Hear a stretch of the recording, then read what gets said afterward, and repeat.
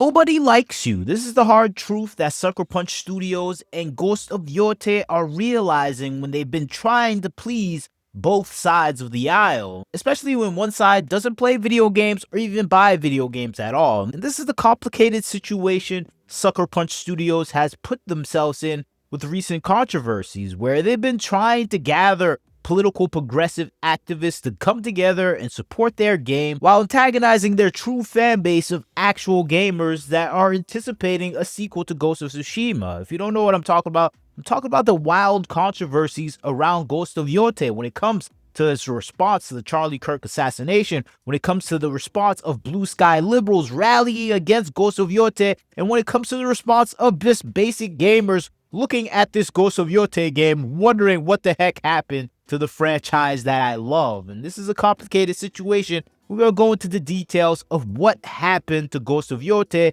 where it's a situation where nobody likes the game anymore. But first off, let's set the stage for the situation. Ghost of Tsushima dropped back in 2020 on the PS4. It was a massive hit. We're talking about an open world samurai action game with stunning visuals in feudal Japan. What people wanted to see from the Assassin's Creed franchise is what they got from Ghost of Tsushima. It was about honor, revenge, becoming a legend. The game sold over 10 million copies, got rave reviews, even spawned a director's cut with extra content. Sucker Punch Productions was the studio behind it, and it got critical acclaim for its accuracy to feudal Japan. And this is the thing that people love about the Ghost of Tsushima game in and of itself. Fast forward to 2024, during PlayStation State of Play, we saw the first announcement for a sequel, Ghost of Yotei. It's not a direct sequel with Jin Sakai, who was the main character of Ghost of Tsushima. Instead, it's set in 1603 around Mount Yotei in Hokkaido, with a new protagonist named Atsu, a female Ronin voiced by actress Erika Ishii. And if you think that sounds weird and unhistorical, well, it kind of is, but they have some flimsy historical background to justify this situation. And I think that's what we usually see in these fantastical games, but that's the problem a lot of gamers have with this overall sequel, where it's not really historical accurate. I know people go say, hey, we have a flimsy book that was written by a professor that has no understanding of Japanese history, but just wants to see female samurais. That is not really the strongest basis for this actual historical game, but that's besides the point.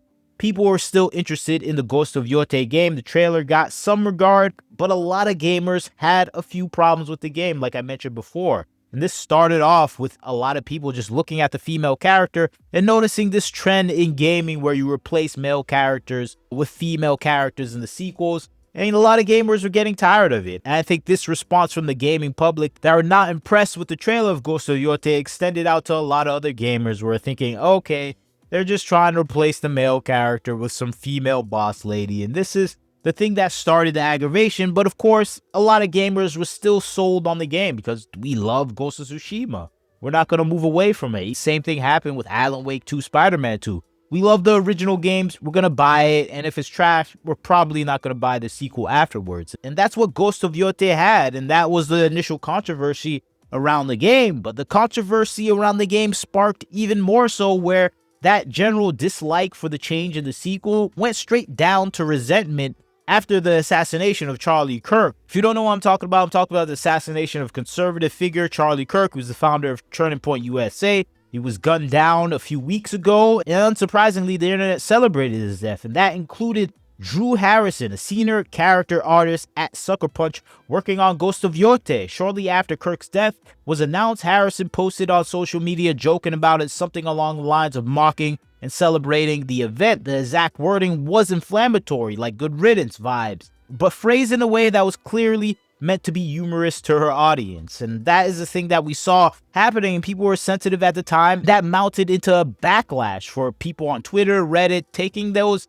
words and putting it out there where people were demanding them to be fired. And I think that was the last straw for the regular gamer, where gamers are like, who am I buying a game from? These people seem like degenerate losers. Why would I buy a game from them? And I think that sentiment grew and grew until they had to fire this person from the development team. And that's what Sucker Punch did, which is a wise decision, because the backlash already grew into a boycott, a hashtag where people say boycott Ghost of Yotei. And that combination of things aggravated the gamers even more so. And you add on top of that the people that are developing the game that are just more focused on LGBTQ issues which surrounded the game. You have the actress that is playing Atsu, the main character in the game, being someone that's staunchly political, coming out with her personal views on LGBTQ issues, always ranting and raving about how they hate white males or anyone else that is just not part of the LGBTQ demographic or minority-led demographic. And that is just the thing gamers are just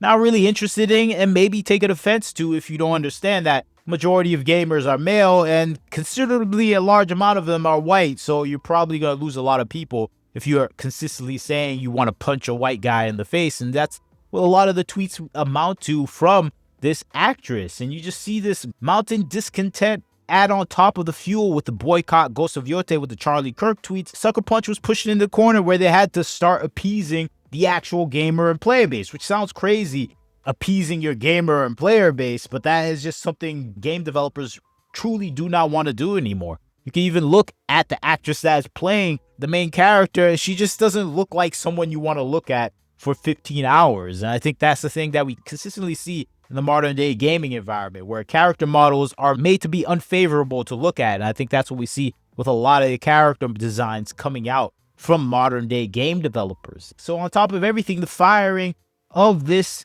developer was something they just kind of had to do because they weren't even pleasing the fan base with their basic gaming concept. So they had to give the gamers something, and I think this is the thing they settled on, which is kind of stupid. They could have just made a good game and gamers would have bought it. And I think that's the thing that's kind of idiotic of the modern day gaming development market, where game devs really truly do not want to give the gamers what they want. They want to impose their personal ideology. And this is reflective in the staff that is working on Ghost of Yotei, where it's a group of people that are essentially more focused on their personal diversity goals rather than the games themselves. We constantly see pictures of the development staff at Sucker Punch trying to highlight their female, diverse LGBTQ staff, and that would have been all well and good if the game was actually looking like a competent game. And I think that's unfortunately not the case with Ghost of Yotei. It looks like a copycat of Ghost of Tsushima, but with a girl boss that is all more powerful than the original male character, and trying to frame it in actual history when there is no history about this in particular. And I know people say, hey, they're quoting some random book from a progressive activist from 2020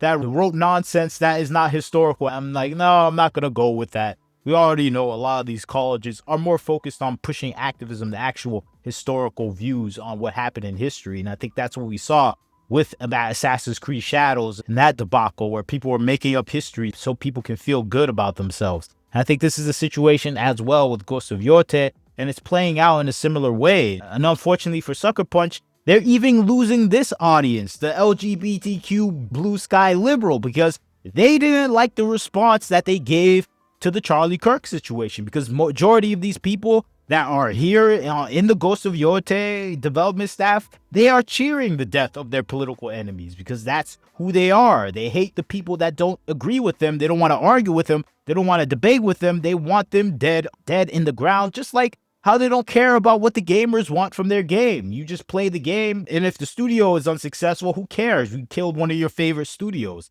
And I think this is the thing that we have to realize about all the people that are developing video games right now. You either buy their version of the game you used to like, or watch the studio that make it go underground and never see that game ever made again. And I think that's the psychology of the people that are working at these studios now. They don't care if the games fail. They just want the message out there. If it fails, they've killed two birds with one stone. You don't have that historical game that you love anymore. And I think that's what we're seeing right now play out with the left side and progressive side of the internet, because they're angry at them apologizing and firing the staff because they are celebrating this death. This is something that they agree with. On Blue Sky and Reddit, the narrative quickly shifted to Sony being complicit in right-wing harassment. Users accused the company of prioritizing profits over employees' rights, with the calls for boycotts echoing entitlement like don't support studios that fire people for anti-fascist jokes. Some even tied it back to the broader issues like how gaming companies handle political speech. It's ironic that the left that usually cries about cancel culture, always using it against the right, are now crying about cancel culture being used against them. And that is the thing that we see right now, dividing the chatter online. It's fracturing the fan base, where we have these blue sky liberals, blue sky progressives that are angry at the firing of a fellow comrade, and they're angry that they have to actually regulate their own speech and not celebrate the deaths of the people they deem as their political enemies. And this is the stark contrast that we're seeing now with the release of the new trailer for Ghost of Yotei, which was supposed to be a celebratory moment for the game, is now seen as a terrible moment because the likes and dislike ratio for this is out of this world. Nobody is liking this game. Nobody's liking the trailer release, and it's reflective in the dislikes. Over 25,000 dislikes and 13K likes. That is a discrepancy that is almost a killer for a release of a game. And I think this is the thing that we're seeing play out with Ghost of Yotei. Nobody likes it anymore because they tried to play both sides, and one side is not even going to play the game or buy the game. They're just going to say, good job for making a game with the message. While the other side of gamers that are willing to play the game, even if you change the messaging, just make a good game, you annoyed them by just making a bad game that really doesn't essentially have the focus and mythos that we wanted from Ghost of Tsushima. And I think that is the folly of these modern day gaming studios. They just need to focus on making the quality of the game that they made beforehand. And I think that is the failure of the modern game dev, where the game dev is more focused on the politics of making the game than rather making the game. And unfortunately for Ghost of Yotei, it lost out on the true gamer because of that. The true gamer wanted a sequel with Jin Sakai, if not that, with another male protagonist, because the majority of game players are males. So you have to make something to the market. But no, we get some grocery store auntie that looks like a lesbian, that looks like a butch lesbian, that really isn't that favorable to look at, and now we have to play as this character for 25 hours.